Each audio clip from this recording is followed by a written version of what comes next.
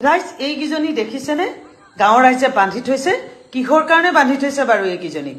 ইহঁতি অশ্লীল কথা কৈ ৰিলছ বনাই, অশ্লীল কথা কৈ ভিডিঅ' বনাই সামাজিক মাধ্যমত আগবঢ়ায়। সেইকাৰণে গাঁৱৰ ৰাইজে ইহঁতক বান্ধি শাস্তি দিছে। খুব ভাল পদক্ষেপ লৈছে গাঁৱৰ ৰাইজে। খুব ভাল পদক্ষেপ লৈছে।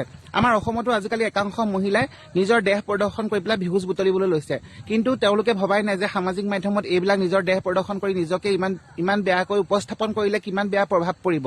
তেওঁলোকৰ ল'ৰা ছোৱালীয়ে লাজ নাপাব নেকি পিছলৈহে চিন্তা নকৰে। তেওঁলোকৰ ঘৰৰ মানুহে একো নকয় নেকি বুজি নাপাওঁ। ইমান বেছি তললৈ গুচি যায় তেওঁলোকে নিজৰ দেহটো প্ৰদৰ্শন কৰি পেলাই ভিউজ বুটলি থাকে, আৰু ফেচবুকেও তেওঁলোকক একো নকৰে কিয় বুজি নাপাওঁ।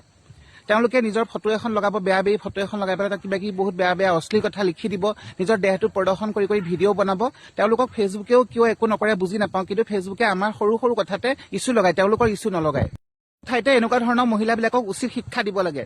সকলো ওলাই আহি পেলাই সকলো জেগাৰ নিজৰ ঠাইৰ মানুহবিলাকে ওলাই আহি এনেকুৱা ধৰণৰ শিক্ষা দিয়ক। এই ধৰণৰ ভিডিঅ' ফটো আপলোড দিয়া এই বদমাচি থাৰ্ড ক্লাছ মহিলাবিলাকক।